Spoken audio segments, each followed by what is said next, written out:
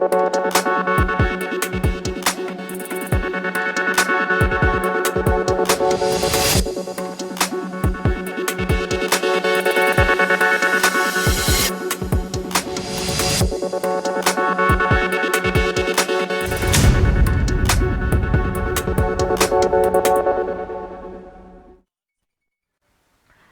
जन टीवी देख रहे हैं आप। मैं श्वेता शर्मा आपके साथ। खबरों की शुरुआत से पहले एक नजर डालेंगे अभी की हेडलाइंस पर।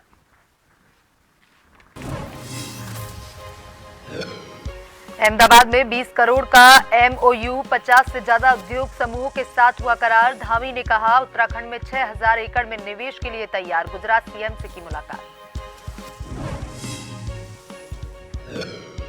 राष्ट्रपति मुर्मू का 7 नवंबर 3 दिवसीय उत्तराखंड दौरा। जिलाधिकारियों ने सुरक्षा एवं अन्य व्यवस्थाओं को लेकर की बैठक, दिए आवश्यक दिशा निर्देश।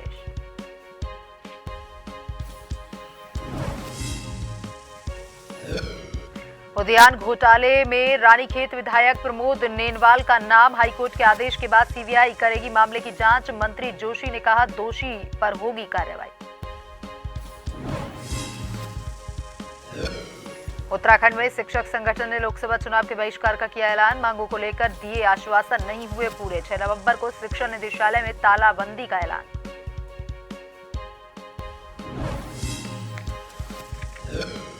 हल्द्वानी के एक गाड़ी के शोरूम में चोरी का खुलासा। 2.30 लाख की नकदी के साथ 2 आरोपी गिरफ्तार। 2 की तलाश जारी।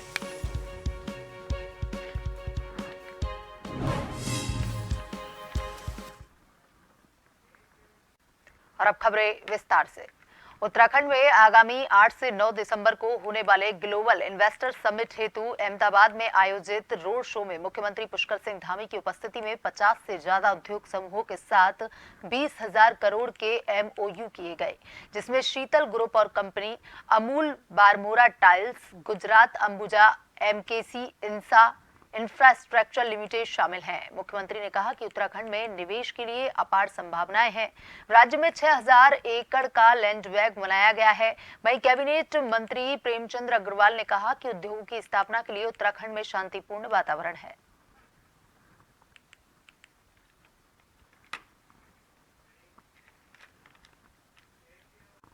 दो दिवसीय गुजरात अहमदाबाद दौरे पर हैं, जहां पर मुख्यमंत्री धामी ने गांधीनगर में गुजरात के मुख्यमंत्री भूपेंद्र पटेल से शिष्टाचार मुलाकात कर उन्हें बाबा केदार का स्मृति चित्र भेंट किया। इस दौरान उनसे प्रवासी उत्तराखंडियों की मांग पर अहमदाबाद में उत्तराखंड भवन बनाए जाने के लिए सहयोग हेतु अनुरोध किया।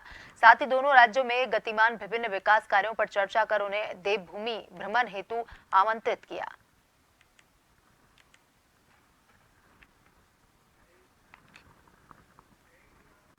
जिलाधिकारी सोनिका ने देहरादून स्थित ऋषिपर्णा सभागार कलेक्ट्रेट में सुरक्षा एवं अन्य व्यवस्थाओं के संबंध में संबंधित विभागीय अधिकारियों के साथ राष्ट्रपति के भ्रमण कार्यक्रम के दौरान जनपद में आवागमन रूट एवं कार्यक्रम स्थल पर सभी व्यवस्था चाक चौबंद बनाने के निर्देश दिए। जिलाधिकारी सोनिका ने आवागमन रूट को सुगम एवं गड्ढा मुक्त रखने तथा विद्युत विभाग के झूलती तारों को ठीक करने, वन विभाग को रूट पर पेड़ों की लोपिंग एवं गिरासू पेड़ों को काटने के भी निर्देश दिए। उन्होंने पुलिस विभाग को आवागमन रूट सहित राज्य स्थापना दिवस हेतु बनाए गए कार्यक्रम स्थल पर सुरक्षा व्यवस्था तथा विभागीय अधिकारियों को अन्य व्यवस्था समय से पूर्ण करने के निर्देश दिए।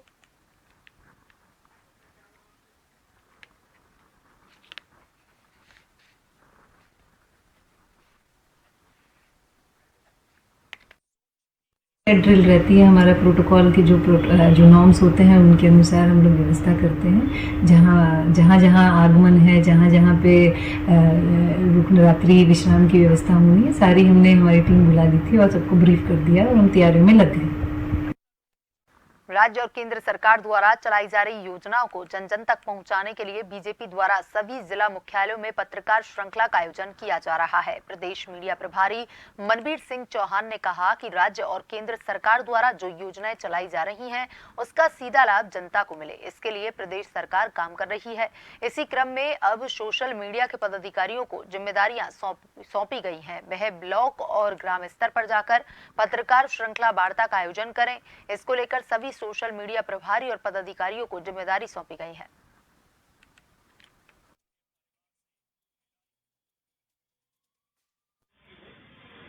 प्रदेश का चौमुखी विकास हो रहा है।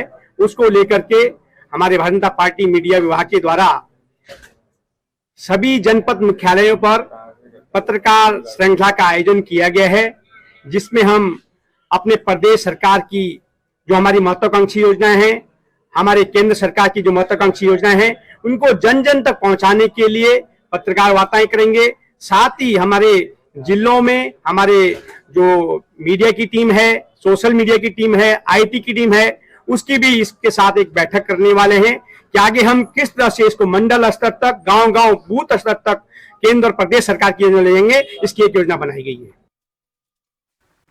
उत्तराखंड में रानीखेत से बीजेपी विधायक प्रमोद नेनवाल का नाम उद्यान घोटाले में आने के बाद राज्य की राजनीति में घमासान मच गया। नैनीताल हाईकोर्ट के आदेश पर अब बीजेपी विधायक के घपले की जांच सीबीआई करेगी। हाईकोर्ट ने बीते दिनों ही पूरे घोटाले की सीबीआई जांच के आदेश दिए हैं और आदेश की कॉपी में प्रमोद नेनवाल के नाम का भी जिक्र है।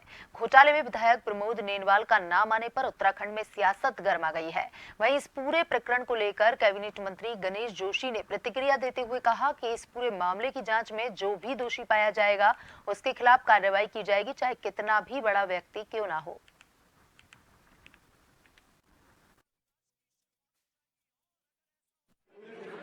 ये मैंने कहा कि ये धार्मिक टू की सरकार है, जो भी जांच में दोषी होगा, क्योंकि मामला उच्च न्यायालय का है, उच्च न्यायालय का जो निर्णय होगा उसका पालन होगा, उसके अनुसार काम होगा। जो दोषी होगा, कितने से बड़ा व्यक्ति होगा, उसको सजा होगी। उत्तराखंड में सभी राजनीतिक दल एक तरफ जहां चुनाव की तैयारियों में लगे हुए हैं, वहीं दूसरी तरफ उत्तराखंड के सबसे बड़े राजकीय शिक्षक संगठन ने लोकसभा चुनाव में मतदान बहिष्कार का ऐलान किया है। शिक्षक संगठन अपनी मांगों को लेकर पिछले 1 महीने से सड़कों पर है। वहीं सरकार पर शिक्षकों की मांगों को लेकर कोई फर्क पड़ता नजर नहीं आ रहा। राजकीय शिक्षक संगठन के अध्यक्ष राम सिंह चौहान का कहना है कि शिक्षा मंत्री के द्वारा शिक्षकों की मांगों को लेकर जो आश्वासन दिया गया था वह आदेशों में तब्दील नहीं हुआ है, जिसके बाद शिक्षकों में आक्रोश देखने को मिल रहा है। इसलिए संगठन के द्वारा 6 नवंबर को शिक्षा निदेशालय में तालाबंदी की जाएगी और सामूहिक रूप से शिक्षक लोकसभा चुनाव में मतदान न करने को लेकर संकल्प लेंगे। वहीं बीजेपी ने कहा कि शिक्षकों की सभी समस्याओं का हल हुआ है।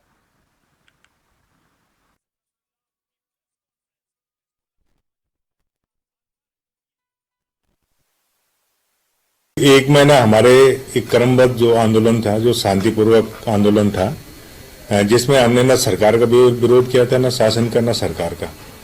हमने कहा था कि जो समझौता 4 तारीख को माननीय मंत्री जी के साथ हुआ है और स्वयं माननीय मंत्री जी ने राज्य के शिक्षक संगठन को जो आश्वासन दिया था कि 3 महीने के अंदर मैं इन मांगों का निस्तारण कर दूंगा, किंतु 3 महीने का समय पूरा हो गया और अभी तक कोई अपेक्षित परिणाम हमारे सामने नहीं है।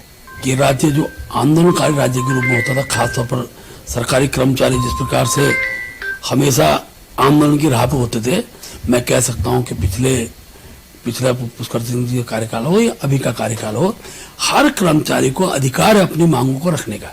यथासमय उनका समाधान निकला है और कर्मचारी आंदोलन का जो स्वरूप उत्तराखंड में दिखाई देता था, आज वो स्वरूप नहीं है, क्योंकि हम समाधान की ओर बढ़ने वाले राजनीतिक दल के कार्यकर्ता हैं। इसीलिए तो हम कहते हैं कि उत्तराखंड के अंदर ऐसा कोई सगा नहीं जिसे भाजपा ने ठगा नहीं। लगातार अपने चुनावी लच्छेदार भाषणों से बड़े बड़े वादे और दावे करने वाली भाजपा सत्ता प्राप्ति के बाद इसी तरह से दूध में से मक्खी की तरह लोगों को निकालती है, जिस तरह से आज शिक्षकों को निकाल रखा है। इस प्रदेश में ऐसा कोई वर्ग नहीं है जो भाजपा के राज से संतुष्ट हो। कुशासन का दंश सब झेल रहे हैं, चाहे महिलाएं हो, किसान हो, युवा हो या अब शिक्षक। और शिक्षक जिस तरह से बात कर रहे हैं बाइकआउट करने की, वो लोकतंत्र। प्याज के बड़े दामों को लेकर मंडी परिषद में बड़ा कदम उठाया है। उत्तराखंड मंडी परिषद के अध्यक्ष अनिल कपूर डब्बू ने आज हल्द्वानी मंडी में आम लोगों के लिए स्टॉल लगाकर सस्ते दरों पर प्याज की बिक्री शुरू करवा दी है। आज सुबह उनके द्वारा एक स्टॉल लगवाया गया, जिसमें मंडी के अधिकारियों और आड़तियां मौजूद रहे, जहां पर 40 रुपए प्रति किलो प्याज की बिक्री की गई, जिसमें आम लोगों को राहत मिल सके। मंडी परिषद अध्यक्ष अनिल कपूर डब्बू ने कहा कि राज्य और केंद्र सरकार प्रयास कर रही है कि प्याज के दामों में कमी हो। जब तक दामों में कमी नहीं आती तब तक मंडी परिषद सस्ते दरों पर प्याज उपलब्ध करवाएगी, ताकि आम आदमी की रसोई में कोई भी दिक्कत ना हो।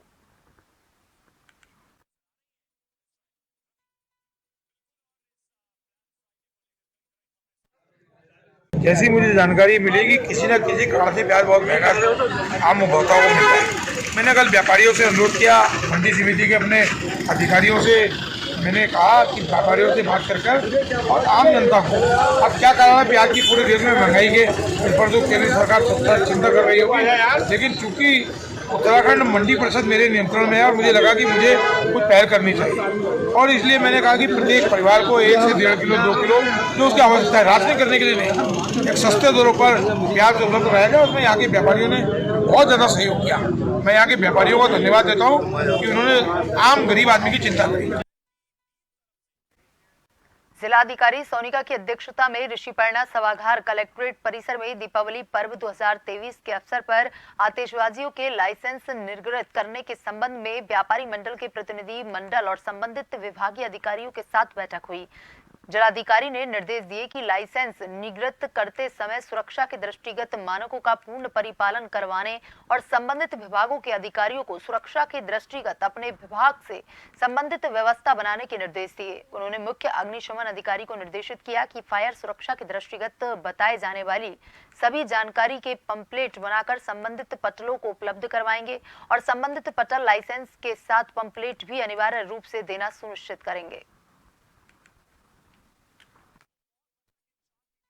की गई कि जैसे पिछले सालों की तरह जहाँ प्रतिबंधित एरिया है वहाँ पे कोई भी इस तरह की एक्टिविटी नहीं हो और दुकान ना लगाई जाए। और कुछ एरियाज हमने चिन्हित किए हैं जहाँ पे दुकानें लगाई जा सकती है, लेकिन जो भी दुकानें लगाई जाएंगी वो मानकों के अनुरूप, एक्ट के अनुरूप लगाई जाएंगी। स्वास्थ्य महकमे को मजबूत करने और तमाम खामियों को जानने के लिए स्वास्थ्य विभाग से जुड़े तमाम आला अधिकारी इन दिनों प्रदेश भर के अलग अलग जिलों के दौरे पर हैं। स्वास्थ्य महानिदेशक विनीता साहू ने जानकारी देते हुए कहा कि स्वास्थ्य विभाग से जुड़े तमाम अधिकारी इन दिनों अलग अलग जिलों की स्वास्थ्य व्यवस्थाओं की पड़ताल करने के लिए भ्रमण पर हैं, ताकि यह सुनिश्चित हो सके कि पूरे भारत भर में स्वास्थ्य सेवाओं के हालात क्या हैं और क्या व्यवस्थाएं करने की जरूरत है। इन सब बारीकियों को जानने और समझने के लिए इन दिनों तमाम अधिकारियों को अलग अलग जिलों के भ्रमण के लिए निर्देशित किया है।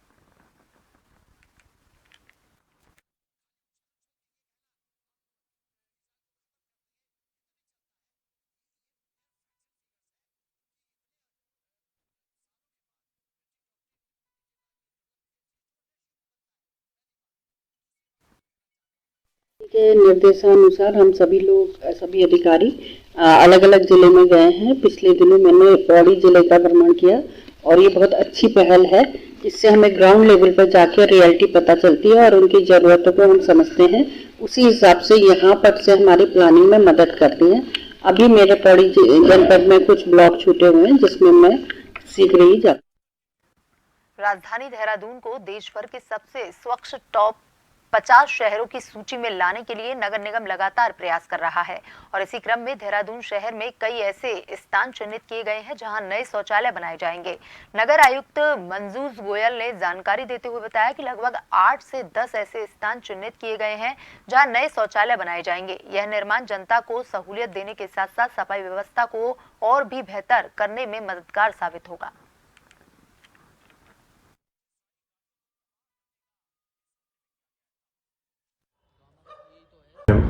डिमांड्स चाहे वो शौचालय की हों, चाहे वो अन्य सफाई व्यवस्था से संबंधित है, सैनिटेशन से संबंधित, तो प्राप्त होती रहती है। इस क्रम में नगर निगम द्वारा शौचालय की रिक्वायरमेंट को पूरा करने के लिए 8-10 नई साइट्स को आइडेंटिफाई किया गया है, जहाँ पे उनके डीपीआर गठन की कार्रवाई चल रही है और जल्द ही इनके टेंडर वगैरह करके यहाँ सब जगह पे शौचालय बनाए जाएंगे ताकि पब्लिक को जो है ये एक सुविधा मिल सके। की तरफ त्योहार के सीजन शुरू होने के साथ राज्य कर विभाग के अधिकारी भी सतर्क हो गए हैं। नारसन मंगलोर से राज्य कर विभाग के असिस्टेंट कमिश्नर द्वारा टीम के साथ मिलकर टैक्स चोरी कर माल की जांच के लिए सघन अभियान चलाया जा रहा है, जिसके चलते गठित टीम ने झवरेड़ा स्थित एक गोदाम पर छापेमारी कर 90 बोरे खैनी, पान मसाला और जर्दा बरामद किया, जिनकी कीमत लगभग 20 लाख रुपए बताई जा रही है। टैक्स चोरी कर माल का व्यापार किया जा रहा था। टीम माल की जाँच कर सीज कर विधिक कार्रवाई करने में जुटी हुई है। असिस्टेंट कमिश्नर अंजलि कुमार ने बताया कि त्योहार के सीजन के चलते ये कार्रवाई आगे भी लगातार जारी रहेगी। जी, ऐसा है ना, मुख्यालय राज्य कर विभाग द्वारा जो है इस समय सघन अभियान चलाया जा रहा है। तो हमारे एडिशनल कमिश्नर श्री पाल सिंह गोयल जी ने विशेष अभियान चला रखा है पूरे हरिद्वार क्षेत्र में, और कई गाड़ियां ट्रांसपोर्टरों की भी पकड़ी गई हैं। उसी क्रम में हमें इन्फॉर्मेशन मिल रही थी कि झबरेड़ा में कुछ ऐसा माल लाया जा रहा है जो बिलों से आच्छादित नहीं है, तो जिससे में टैक्स चोरी की संभावना लग रही है। तो हमारी joint commissioner madam Sunita Pandey madam की परमिशन से हमारे कार्तिक वर्मा साहब जो डिप्टी कमिश्नर इन्फोर्समेंट है, उन्होंने एक टीम गठित की और उसी टीम ने आज यहाँ से पर छापेमारी की। तो छापेमारी में लगभग हमें 80 से 90 कट्टे लगभग खैनी, पान मसाला, जर्दा सब उसमें मिक्स आइटम है मिले हुए हैं। सीधे लिए चलते हैं आपको यूपी के हरदोई, जहां पर मुख्यमंत्री योगी आदित्यनाथ कई परियोजनाओं का लोकार्पण और शिलान्यास कार्यक्रम में शामिल हुए हैं। बड़ी भव्य माला से माननीय मुख्यमंत्री जी का स्वागत करें, अभिनंदन करें, वंदन करें।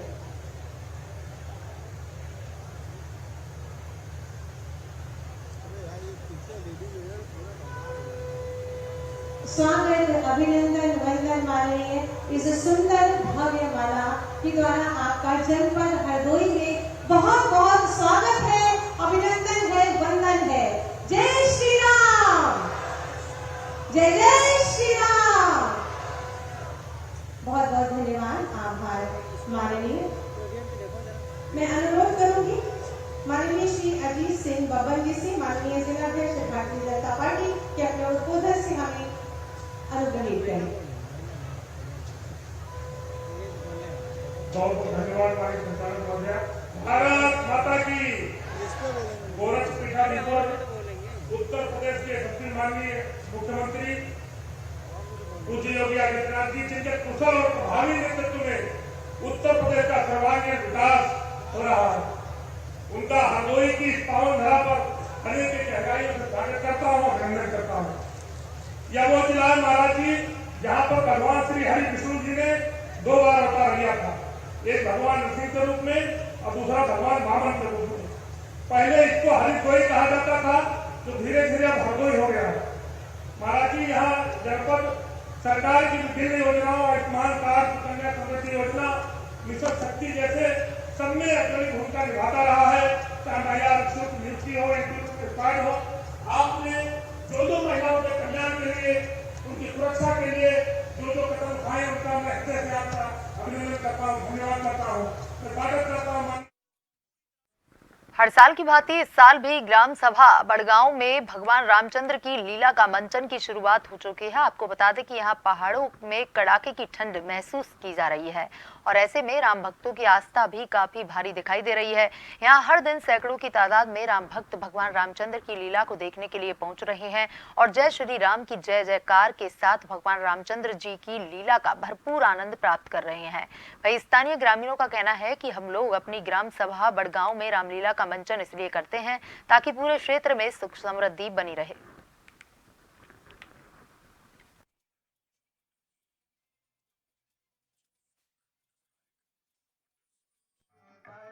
हर वर्ष का आयोजन किया जाता है। यहाँ पे कल 31 तारीख से रामलीला का शुभारंभ हो गया है और आज यहाँ पे रामलीला है और ये आपके पूरा पंडाल दिख रहा है। ये पूरा हम चारों तरफ से हमने इसको पैक किया है और इसके अंदर बिल्कुल ठंड नहीं है। नीचे जंगल के गद्दे बिछा रखे हैं, ऊपर से पूरा फाइबर से पूरा ये पैक कर रखा है।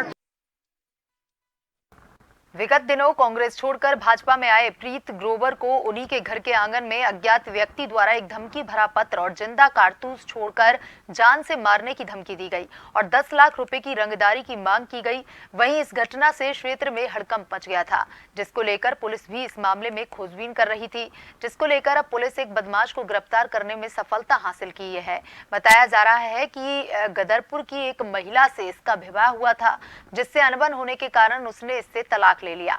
इस तलाक में प्रीत ग्रोवर महिला की तरफ से थे, जिसको लेकर उक्त अभियुक्त ग्रोवर से रंजिश रखने लगा, जिसको लेकर उसने इस घटना को अंजाम दिया। तो वहीं पुलिस ने भी मामले में मुकदमा दर्ज कर आरोपी को कोर्ट में पेश किया।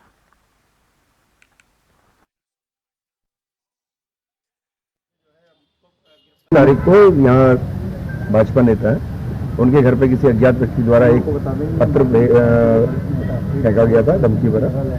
पूर्व में भी इसी तरह से गाली गलौज और धमकी दी गई थी उस उक्त नेता को। तो उनके जो जो उन्होंने जानकारी दी उसके आधार पर अभियोग पंजीकृत करने से जो मोबाइल नंबर मिले उसकी एसओजी की मदद से पूरा एनालिसिस किया गया और सीसीटीवी कैमरे लगाए गए, पूरा हर चीज का एनालिसिस किया गया और एक संयुक्त प्रयास से कल शाम को दिन में 3 बजे के आसपास अभियुक्त मनोज को पकड़ा है। ये हिसार का रहने वाला गदरपुर कस्बे से। हल्द्वानी में वरिष्ठ पुलिस अधीक्षक प्रहलाद नारायण मीना ने महिंद्रा शोरूम में हुई तिजोरी चोरी मामले में खुलासा करते हुए बताया कि मध्य प्रदेश के 4 शातिर चोरों ने इस घटना को अंजाम दिया था। पुलिस ने काफी मेहनत के बाद मध्य प्रदेश से 2 शातिर चोरों को गिरफ्तार किया है, जिनके पास से 2 क्विंटल भारी तिजोरी और 2,30,000 रुपए नगद बरामद हुए। पुलिस के मुताबिक 14 अक्टूबर की रात को महिंद्रा शोरूम से यह चोरी हुई थी, जिसमें सीसीटीवी कैमरे में चोर चोरी करते हुए दिखाई दे रहे थे। पुलिस ने पूरे मामले में 2 शातिर चोरों को गिरफ्तार कर लिया है, जबकि 2 अभी फरार हैं, जिनकी तलाश जारी है।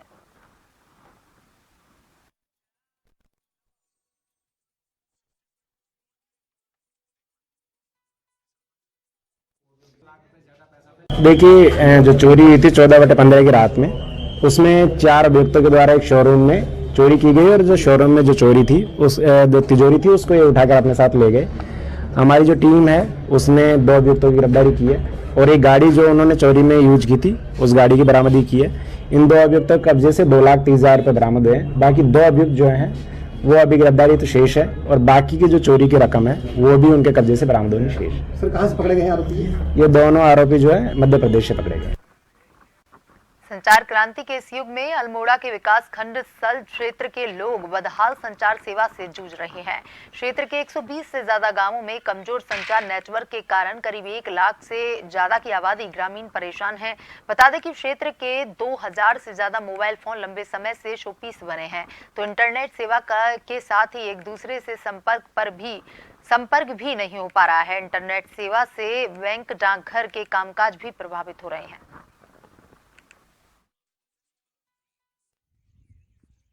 पहाड़ों में नेटवर्क तो बिल्कुल जीरो है, चाहे वो एयरटेल हो, आइडिया हो, वोडा हो या अन्य कोई भी कंपनियां हैं, सब फेल हैं।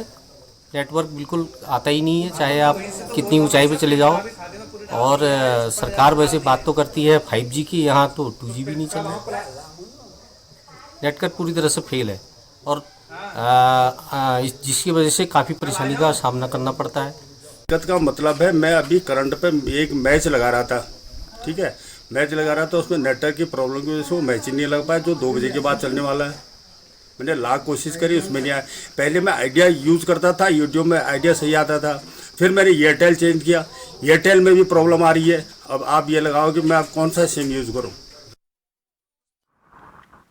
खबर रुड़की से है, जहां विकास प्राधिकरण ने एक बार फिर वेलड़ा और आसप नागर क्षेत्र में 2 अवैध कॉलोनियों पर कार्रवाई की। हरिद्वार रुड़की विकास प्राधिकरण के सहायक अभियंता GS रावत ने बताया कि उच्च अधिकारियों के आदेश पर फिर कार्रवाई की गई, जिसमें वेलड़ा में एक अवैध रूप से विकसित होने वाली कॉलोनी का ध्वस्तीकरण किया गया, जो वहीं आसप नागर क्षेत्र की एक कॉलोनी का ध्वस्तीकरण किया गया है और आगे भी अवैध निर्माण करने वालों को बख्शा नहीं जाएगा। बहुत सारी जो है शिकायतें हमारे पास आ रही है कि जो हमने जो कॉलोनियाँ तोड़ी थी उनमें जो फिर से दोबारा निर्माण हो रहा है। अभी इसी कड़ी में हमने पहला ये दोबारा निर्माण इन तोड़ी थी हमने करीब 15-20 दिन पहले, तो उसके बाद हमने विकास कार्य इसमें जारी रखा था, तो बहुत सारी शिकायतें मिल रही थी, तो उसके वेट हमने जो है इस तरीके उसको भी तोड़ दिया, इसके सारे विकास कार्य। आगे भी अभियान जारी रहेगा सर? बिल्कुल अभियान जारी रहेगा। बुलेटिन में अभी तक के लिए इतना ही। बने रहिए जन टीवी के साथ। नमस्कार।